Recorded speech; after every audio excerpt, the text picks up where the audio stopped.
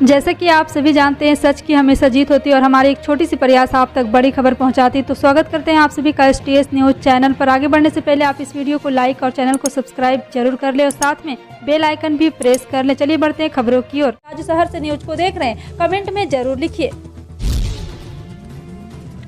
मध्य प्रदेश के चिकित्सा शिक्षा मंत्री विश्वास सारंग ने बृहस्पतिवार को कहा है कि प्रदेश सरकार ने बिना ब्रेक के लंबे समय तक काम करने के कारण जूनियर डॉक्टरों के लिए मेडिकल कॉलेज में मनोरंजन केंद्र स्थापित करने की योजना बनाई है। उन्होंने बताया कि इन केंद्रों में इंडोर गेम, होम थिएटर, पुस्तकालय, व्यायामशाला और कैफेटेरिया मौजूद होंगे। जी हां, आपको बता दें कि सारंग ने PTI भाषा से कहा है कि मैंने एक वास्तुकार से मनोरंजन केंद्र के लिए डिजाइन तैयार करने को कहा है। एक केंद्र स्थापित करने में लगभग 2 से 2.5 करोड़ रुपए खर्च होंगे। प्रदेश में 13 सरकारी मेडिकल कॉलेज हैं। समाजवादी पार्टी के अध्यक्ष अखिलेश यादव ने गुरुवार को प्रतापगढ़ के कुंडा में रैली की। यहां प्रताप और सपा प्रत्याशी गुलशन यादव के समर्थन में जनसभा करते हुए अखिलेश यादव जनसभा दल के लोकतांत्रिक के प्रमुख राजा भैया और यूपी के मुख्यमंत्री योगी आदित्यनाथ पर जमकर बरसे। उन्होंने राजा भैया का नाम लिए बिना कहा कि कुंडा में अन्याय की सीमा लांघ दी गई है। सपा प्रत्याशी को जितवाने की अपील करते हुए अखिलेश यादव ने कहा कि गुलशन ही यहाँ पर गुलशन खिलाएंगे। भाषण के बीच में अखिलेश यादव का माइक भी बंद हो गया और करीब 3 मिनट तक उन्हें मंच पर चुप खड़े रहना पड़ा। जनसभा को संबोधित करते हुए अखिलेश यादव ने राजा भैया का नाम लिए बिना उन पर जमकर निशाना साधा तो योगी सरकार पर भी खूब बरसे। इस दौरान अचानक उनका माइक खराब हो गया और योगी सरकार के खिलाफ एक सुर में वही इस तरह बोलते जा रहे थे कि माइक बंद होने के कुछ पल तक एहसास ही नहीं हुआ। फिर रुके और मंच पर खड़े नेताओं की ओर देखते हुए इशारा किया कि माइक नहीं चल रहा है। आसपास खड़े नेता भी यहाँ वहाँ देखने लगे, दूसरे माइक की तलाश की जाने लगी। मंच पर दूसरा माइक पहुँचाने में करीब 3 मिनट का समय लग गया। बिहार के CM नीतीश कुमार और चुनावी रणनीतिकार प्रशांत किशोर की 2 साल बाद हुई मुलाकात की सियासी गलियारे में जबरदस्त चर्चा हो रही है। इस मुलाकात को इसी साल होने वाले राष्ट्रपति चुनाव से जोड़कर देखा जा रहा है। हालांकि सच्चाई यह है कि दोनों की अपनी अपनी मजबूरियां रिश्ते के बीच बनी दूरी को कम कर रही है। दरअसल वर्तमान समय में दोनों को एक दूसरे की जरूरत है। नीतीश बिहार में जदयू का पुराना आधार वापस पाने के लिए बेचैन है, जबकि प्रशांत किशोर के पास बिहार के जरिए अपनी राजनीतिक महत्वाकांक्षा पूरी करने का कोई विकल्प नहीं है। प्रशांत की कांग्रेस के जरिए बिहार में स्वतंत्र राजनीति कर अपना मजबूत सियासी कद बनाने की योजना परवान नहीं चढ़ पाई। दूसरी ओर नीतीश पूरी ताकत लगाने के बाद भी पुराना आधार वापस पाने की परिस्थिति नहीं बना पा रहे हैं। पश्चिम बंगाल की ममता सरकार राज्यपाल जगदीप धनखड़ के बीच चल रहे टकराव के बीच राज्यपाल ने 7 मार्च 2022 को रात 2 बजे बंगाल विधानसभा की बैठक बुलाई है। राज्यपाल ने इस संबंध में ट्वीट किया है कि संविधान के अनुच्छेद को लागू करते हुए कैबिनेट के निर्णय को स्वीकार किया गया। इसके मद्देनजर विधानसभा की बैठक 7 मार्च 2022 को देर रात 2 बजे बुलाया गया है। उन्होंने आगे लिखा है कि आधी रात के बाद 2 बजे विधानसभा की बैठक असामान्य है और यह अपने आप में ऐतिहासिक है, लेकिन यह कैबिनेट का फैसला है। वहीं जब बंगाल विधानसभा के 2 स्पीकर विमान बनर्जी से राज्यपाल द्वारा 2 बजे विधानसभा की बैठक बुलाने के बारे में पूछा गया तो उन्होंने कहा कि टाइपिंग में कोई गलती हुई होगी जिसे सही किया जा सकता था। राज्य सरकार ने जब सूचना भेजी तो उस वक्त दोपहर 2 बजे का उल्लेख किया गया था। बॉम्बे हाई कोर्ट की गोवा पीठ ने गुरुवार को गोवा विधानसभा अध्यक्ष के उस आदेश को बरकरार रखा जिसमें 2019 में अपनी पार्टियों से सत्ता और भाजपा में शामिल होने वाले 12 विधायकों को अयोग्य घोषित करने की मांग वाली 2 याचिकाओं को खारिज कर दिया गया था। इनमें से 10 विधायकों ने कांग्रेस छोड़ दी थी, जिसमें कहा गया था कि वह भाजपा के नेतृत्व वाली केंद्र सरकार की राजनीति को बढ़ावा देगा जो लोगों के जनादेश को धन से बदल देता है। दूसरी ओर भाजपा ने इस फैसले का स्वागत करते हुए कहा कि लोकतंत्र और संवैधानिक जनादेश बदनाम अभियान पर हावी है। गोवा प्रदेश कांग्रेस कमेटी के अध्यक्ष गिरीश चोडनकर ने पार्टी के 10 विधायकों के खिलाफ अदालत में अयोग्यता याचिका दायर की थी जो जुलाई 2019 में भाजपा में शामिल हो गए थे। उन्होंने कहा था कि ये विधायक अपनी मूल पार्टी की सदस्यता से अयोग्य घोषित किए जाने के पात्र हैं।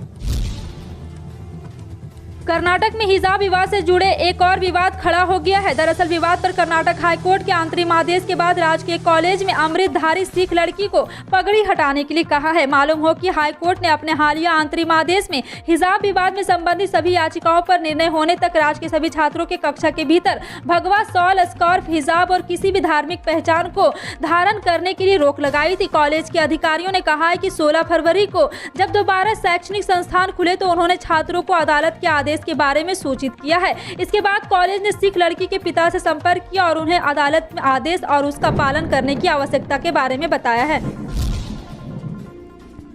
प्रधानमंत्री नरेंद्र मोदी ने गुरुवार को प्रयागराज में विपक्ष पर बड़ा हमला किया। मक्का और वेटिकन सिटी का उदाहरण देते हुए प्रधानमंत्री ने उन लोगों पर निशाना साधा जो काशी और अयोध्या में हो रहे विकास कार्य पर भी उंगली उठा रहे। जी हां, आपको बता दें कि प्रधानमंत्री मोदी ने कहा है कि 2 साल पहले मुस्लिमों के पवित्र स्थान मक्का में 2 करोड़ से ज्यादा लोग हज और उम्रा करने के लिए गए। इसी तरह ईसाइयों के पवित्र स्थान वेटिकन सिटी में करीब 1 करोड़ लोग वहाँ के चर्च और म्यूजियम के साथ पोप के दर्शन करने के लिए गए थे। इन देशों ने वहाँ पर आने वाले भक्तों के लिए बेहतरीन सुविधाएं तैयार की है। लोगों को रहने की दिक्कत ना हो, कनेक्टिविटी की परेशानी ना हो, साफ सफाई हो, इसका बहुत ध्यान रखा जाता है। लेकिन भारत में हम उसी दिशा में कुछ काम करते हैं तो लोगों को सुविधा का काम करे तो उसे सांप्रदायिक नजरों से देखने की कोशिश होती है। केरल में बृहस्पतिवार को कोरोना वायरस संक्रमण के 4064 नए मामले सामने आने के बाद संक्रमितों की कुल संख्या 64,87,837 हो गई है।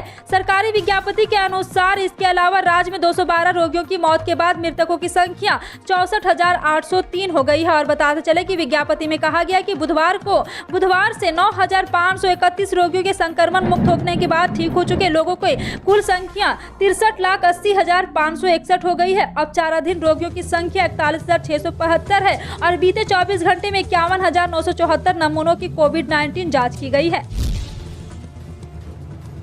तेज हवा और धूप के बीच गुरुवार को एक बार फिर मौसम में अचानक बदलाव आ गया है। कश्मीर में बर्फबारी के असर के कारण वाराणसी में भी अचानक बादल घिरे हैं और बारिश शुरू हो गई है। मौसम विभाग ने 4 दिन पहले ही हल्की बारिश का पूर्वानुमान जताया था। गुरुवार को यह सही साबित हुआ।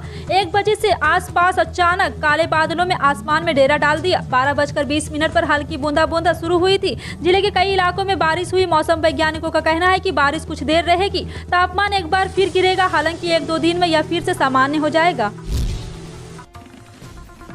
आज सोने के दाम में 1,656 रुपये की तेजी दर्ज की गई है। वहीं चांदी की कीमतों में 2,350 रुपये का उछाल दर्ज हुआ है।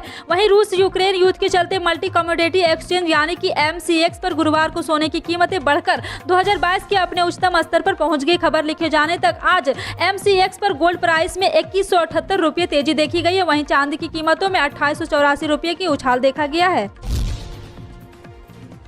उत्तर प्रदेश में 4 चरणों की वोटिंग हो जाने के बाद कांग्रेस नेता राहुल गांधी की एंट्री होने जा रही है। राहुल गांधी शुक्रवार को गांधी परिवार के मजबूत दुर्ग रहे अमेठी के जगदीशपुर में 2022 के चुनाव की पहली रैली करेंगे। अमेठी संसदीय क्षेत्र की 5 में से 4 सीटों पर बीजेपी का कब्जा है और 1 सीट सपा के पास है। ऐसे में अमेठी का सियासी संग्राम बीजेपी और कांग्रेस दोनों के लिए चुनौतीपूर्ण माना जा रहा है। बताते चले कि कभी गांधी परिवार के गढ़ रहे अमेठी में पूरी तरह से बीजेपी का कब्जा है। लोकसभा सीट से लेकर विधानसभा की 5 में से 4 सीटों पर बीजेपी के विधायक अमेठी में अपने खोए हुए सियासी जनाधार को वापस पाने के लिए कांग्रेस बेताब है। ऐसे में कांग्रेस महासचिव प्रियंका गांधी ने अमेठी में कैंप कर सियासी माहौल को बदलने की कवायद की है। तो राहुल गांधी शुक्रवार को चुनावी प्रचार में उतरेंगे। राहुल प्रियंका एक साथ रैली कर कांग्रेस उम्मीदवारों के लिए उम्मीदों का दिया जलाने का प्रयास करेंगे। उत्तर प्रदेश विधानसभा चुनाव के 6ठे चरण में चुनावी मैदान में ताल ठोक रहे 676 में से 670 उम्मीदवारों का भी लेखा जोखा आ गया है। इनमें से 27% यानी कि 182 उम्मीदवारों के खिलाफ आपराधिक मुकदमे दर्ज हैं। 151 उम्मीदवार तो पुलिस रिकॉर्ड में हत्या, रेप, जानलेवा हमला करने जैसे गंभीर आपराधिक के मुलजिम है। जी हां, आपको बता दें कि एसोसिएशन फॉर डेमोक्रेटिक रिफॉर्म और यूपी इलेक्शन वॉच के साझा अध्ययन में सभी उम्मीदवारों के नामांकन के पर्चे के साथ दिए हल्फनामे की जाँच पड़ताल की गई। इससे पता चला है कि समाजवादी पार्टी के 48 में से 40 यानी कि 83% उम्मीदवार आपराधिक पृष्ठभूमि वाले, दूसरे नंबर पर 23 आरोपी उम्मीदवारों के साथ बीजेपी है और कांग्रेस बीएसपी के 22 उम्मीदवार आपराधिक मुकदमे झेल रहे हैं। आपकी बात करें तो आपके 51 उम्मीदवार में से 7 मुलजिम है। चारा घोटाले के 5वें मामले में सजा सुनाए जाने के बाद राष्ट्रीय जनता दल अध्यक्ष लालू यादव को एक नई बीमारी ने घेर लिया है। लालू यादव बीते कई दिनों से दांत से दर्द से परेशान है। रोहंडा कोषागार से अवैध निकासी के मामले में सजा याफ्ता लालू यादव रिम्स अस्पताल के पेइंग वार्ड में भर्ती है। दांतों में दर्द की शिकायत के बाद डेंटल विभाग में लालू यादव ने अपने दांतों की जाँच करवाई है। डॉक्टर ने उन्हें रूट कैनाल ट्रीटमेंट की सलाह दी थी। इसके बाद लालू यादव को कड़ी सुरक्षा व्यवस्था के बीच डेंटल कॉलेज लाया गया। डॉक्टरों ने बताया कि फिलहाल उनका इलाज शुरू हो गया है। डॉक्टरों के मुताबिक जाँच और इलाज के लिए लालू प्रसाद को 2 से 4 बार डेंटल कॉलेज आना पड़ेगा। हालांकि लालू यादव की हालत अभी फिलहाल स्थिर है। फिलहाल आपका इन सभी खबरों पर क्या कहना है कमेंट सेक्शन में टाइप करके जरूर बताएं। पल पल की अपडेट जानने के लिए जुड़े रहें आप अपने NTS न्यूज चैनल से। मिलते हैं अगली बड़ी खबर में, तब तक के लिए जय हिंद।